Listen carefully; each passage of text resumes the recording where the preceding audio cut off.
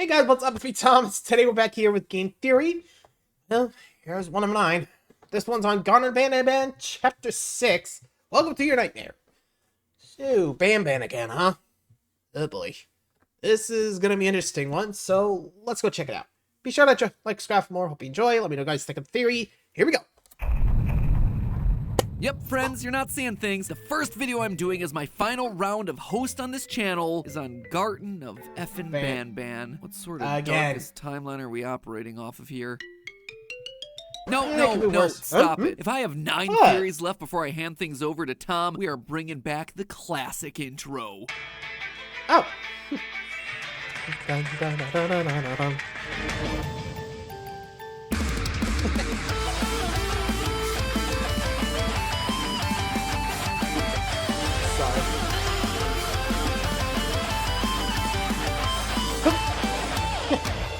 Feels good. That's the stuff. Hello, Internet. Welcome to Game Theory. Hello. Where in just a couple of weeks, I'm gonna be unburdened of Banban. Sorry, Tom, this one's your problem now. Yep, I should have seen this coming. Though to be fair, sorry, buddy. It's kind of all of our problem. At this point, it's kind of inescapable. It exploded onto the scene in such a big way last year that it was labeled as one of YouTube's top 10 trends of 2023, right alongside Peaches from the Mario movie, Zelda Tears of the Kingdom, and the Grimace Shake. Are you kidding?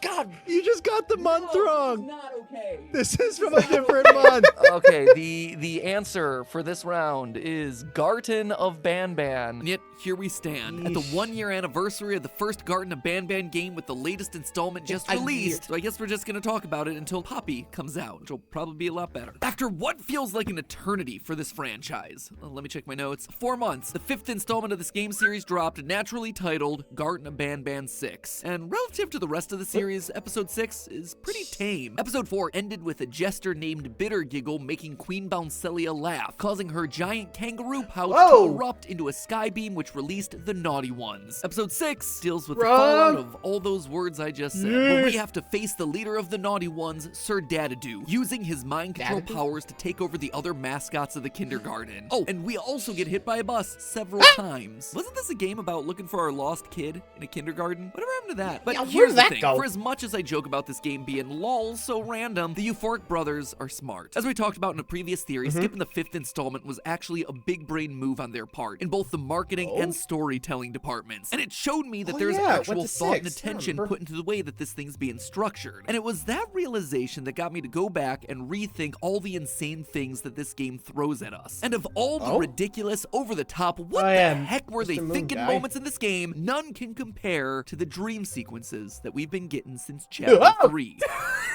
Charles! Charles!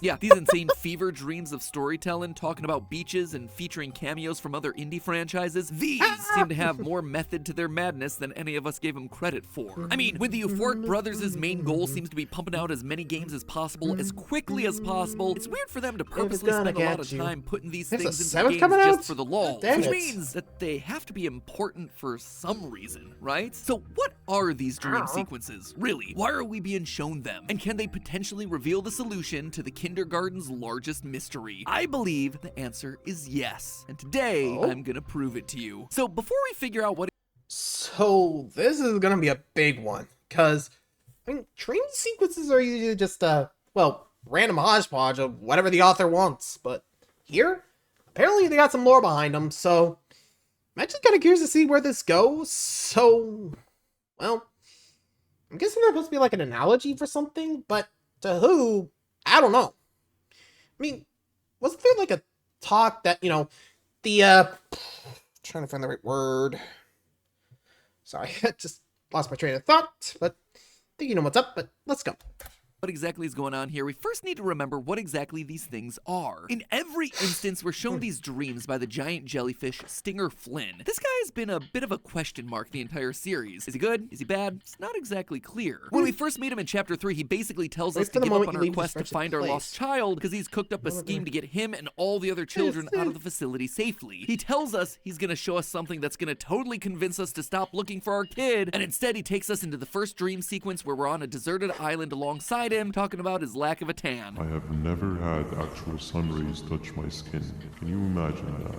And I yearn for the day that they finally do. He then goes on to complain about his So, hyperintelligence trapped there and talk forever. about how he yearns to be just a normal jellyfish. Sorry, what does any of this have to do with my missing kid? Before we leave, though, he does make one thing clear. Of course, none of this is real, But all could Okay, be. so let's Wait, interpret but what's all going on with this could first be? dream. This place, this What's that beach, mean? it isn't real. It's where he wishes True. to be and where he was destined to be when he was just a bunch of jellyfish DNA. That right there might seem obvious, but I don't know, man. I don't expect anyone to retain lore information about this game, let alone symbolically blame us. dissect what the glowing orange monotone jellyfish is saying during his underground dream sequence monologue as a giant sock puppet looms in the distance. This is the first dream, and it's showing us what freedom looks like to Flynn. Besides him saying that he wants to escape and then showing us the beach that he wants to be real, we also see him standing next to a car. The car has always been a representation of freedom, especially when you're talking about kids. Finally getting to drive yourself wherever you wanted, whenever you wanted, unrestrained by parents. A car equals Can't tell. freedom. And Stinger Flynn, in his dream, drove himself to this beach. He wants to take control of his destiny and find his personal freedom. Easy. Nothing too difficult to parse in this one. Still not entirely Fair, sure fair. how it applies to my missing kid, but we'll move on. In future dreams, Stinger course. Flynn isn't the only one who's trying to escape. For the second dream, we've got Banban, Opila Bird, Nab Nab, and Captain Fiddles all alongside him going through the desert looking for that proverbial beach. Feels kind of like a metaphor for this whole kindergarten facility, right? A barren wasteland with no real sense of direction, and most importantly, no end in sight. It's also worth noting in this one that Stinger Flynn is the only one to truly be aware of the freedom that could await them. So, Stinger, when are we arriving at this place called beach? Notice that Banban uses quotations called around the word beach here because he doesn't understand it. He doesn't know what freedom truly is. Freedom isn't his goal, but, he's more than willing to go along for the ride. Instead, Stinger Flynn is the driver. He's the one leading the charge. He's the one literally and figuratively driving them all towards freedom. There's just one problem with that. Stinger gets lost. He doesn't actually have any idea where this beach is. I believe we are lost. We've been going in circles for hours. Despite wanting freedom and saying he has a plan to get everyone out trust of a the facility, jellyfish. Stinger Oof. Flynn is clueless. He has no idea how to reach his end goal. He's just stuck in the purgatory alongside everyone else. And this is where things begin to fall apart. Flynn crashes the car, and as we see in the next dream sequence, the group end up sitting around the wreckage, sharing whatever food they have left. Oh, and Zolphius is here now, just looming out in the background. He's just standing there. Menacingly! In this scene, we see how desperate the group is getting, specifically Well, Stinger forever. Flynn. We each have our plans and goals, but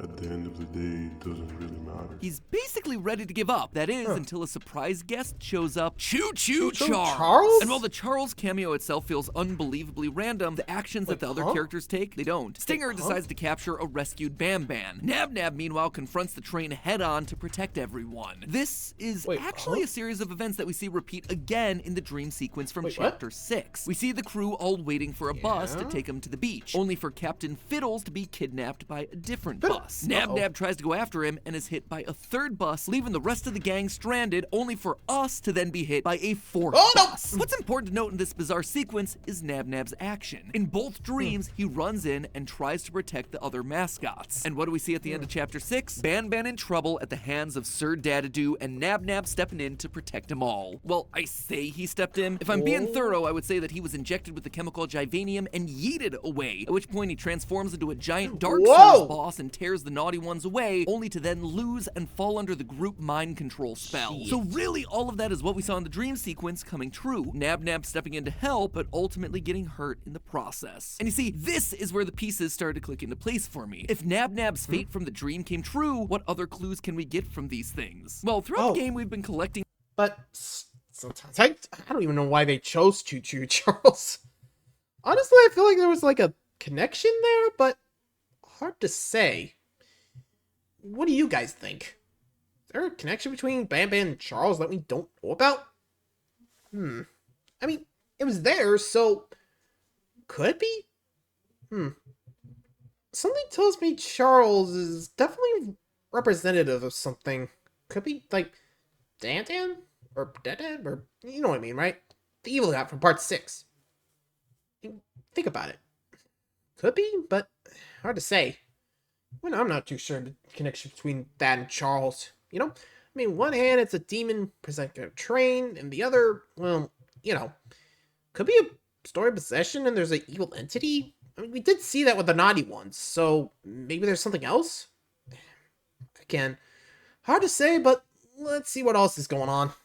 Case reports full of lore that tells us about the experiments done to create these living mascots. Almost all of them end up with a very specific goal in mind. Case is not ready for ready for presentation. This presentation isn't a presentation for stockholders or investors, rather it's a presentation to parents and children. The fateful Bring a Friend Day, where the kindergarten ball pit collapses into the depths under the weight of the visitors. Most cases that we read about have been deemed not ready for presentation. However, there's one experiment that was considered enough of a success to present to the parents. Captain Fiddles, the one who was stolen into the bus. These dreams actually mean something. According to his case update report, while the captain's incapable of comprehensible speech, he showed exceptional stamina. He could perform simple mathematical operations, but most importantly of all, he imitated the behavior of a very obedient toddler. He was the best that the scientists had to offer. And so, as we see in one of the secret VHS tapes, Captain Fiddles was presented to the children on Bring a Friend Day, which means that he had to be separated from the rest of the gang, just like we're seeing in the dream. Think about all the imagery that we're seeing in this Chapter 6 dream. We see Captain Fiddles get kidnapped by a bus. If a car represents freedom in these dream sequences, then a bus, public transportation, is a symbol of authority and control. It's a representation of the kindergarten staff, the scientists, the system that these mascots find themselves trapped in. When they couldn't find freedom on their own, when they got lost and crashed their car, they instead had to begin playing along with the scientists and their experiments. If they did as they were told, maybe they would have a chance to escape, to finally reach that freedom, only for them to constantly be told that they weren't ready for presentation. But Captain Fiddles, he was. And so without warning, he suddenly ripped away from the rest. This also explains why we've only ever seen Zolphius from a distance. In our previous theory, I spoke about how two scientists working at the facility created this big worm Zolphius in a failed attempt to use a real kid to create the perfect child. A child that they would never be able to have naturally. But when the experiment was over, his face was deformed. His body didn't come together correctly. And so he was relegated to becoming one of the rejected mascots alongside Sir Dadadoo and Bittergiggle. In fact, that's exactly what we see in the teaser for Banban Chapter 7, a mural of Zolphius alongside these weird hybrid reject characters. These are the ones that are marked as permanently not ready for presentation. The ones that we learn through a note in Chapter 6 are planning a rebellion against the scientists. But Zolphius is in that first dream sequence with Stinger Flynn. Apparently all he wants is freedom, to be with other children, to be accepted. But he knows that he can't be. He is the reject, and so he just keeps his distance, watching and hoping that maybe he can follow him to freedom, but never really feeling comfortable enough to really get to know anyone else. So the big question now is,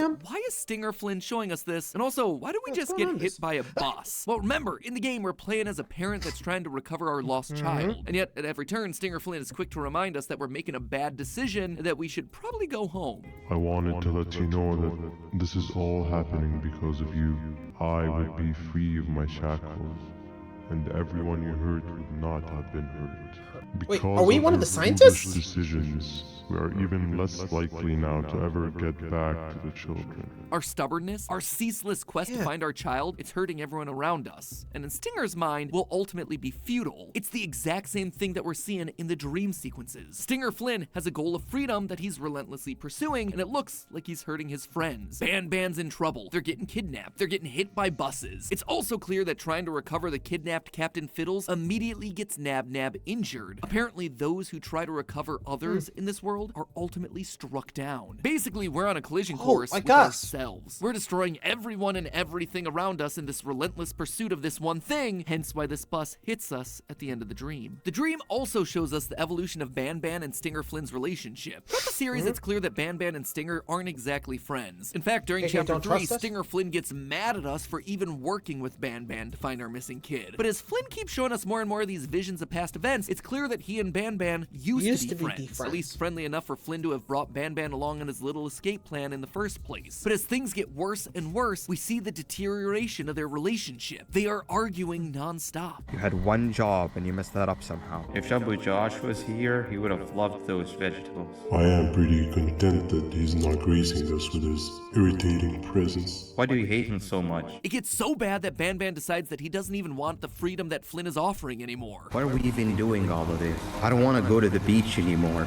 I just want to go back. And to really nail home this connection, the Euphoric Brothers had a song commissioned specifically for the Dream Car sequence, a song titled Rivals. In that song's music video, created by the nerdcore channel Rocket Music, the titular rivals are none other than Flynn and Banban, a song that Banban seems to really like. That's what I'm talking about. The lyrics of the song seem to be pointing at the moment that their relationship truly began to fall apart. In it, we have lyrics like, "Don't tell me I got time for an eye, don't take another life from me." Considering the song is from the perspective of Banban, it would seem that Stinger Flynn took a life from him. But what life is that? What could that be meaning? Well, it's important to remember that most of the monsters in this game are a mix of human genome and Givanium. For Banban, we know his human genome came from Dr. Uthman Adam, the head researcher at Banban's kindergarten. This is also the scientist who, alongside Dr. Weverly Mason, tried to create the child that they would never be able to have, only for it to turn into a monster. Meanwhile, Stinger Flynn, we still don't know much about, honestly. We don't know who his human genome donor was. We don't know what they did. What we do know is that according to this little kid drawing found in Chapter 2, Stinger helped to save kids from a rampaging Banban on the loose during Bring Your Friend Day. So really, this line about stolen lives can boil down to one of three things. One, Stinger Flynn was the human who put Uthman Adams' genome into Banban in the first place, stealing his human life, and he's mad about it. Option 2 is that Stinger stole or harmed the child that Uthman created, and then there's option number 3. On Bring a Friend Day, we know Banban went on a rampage. We also see hints of this in Chapter 5's preview images. Maybe Stinger, by saving that group of kids for his own unclear and suspicious motivations, literally took those lives away from Banban. Regardless the reason, I suspect that the next few chapters are going to give us some more dream sequences that'll start depicting these events, leading to the realization that Banban, the mascot that we thought we could trust, was the one that caused the ball pit to collapse on Bring a Friend Day. That he was the one that caused our child to disappear and sent us into the abyss trying to find them. But you know what? That's not the only mystery that we have left. During the dream cutscenes, whose perspective are we playing through? Naturally, you might assume that we're still in the perspective of the parent that we're playing as throughout the rest of the game. Or maybe we're not any character at all, that we're just some random floating camera observing these things happening. But that doesn't make a whole lot of sense within the scenes themselves. First off, Banban, Stinger, Flynn, and the rest of the gang, they talk directly to our character.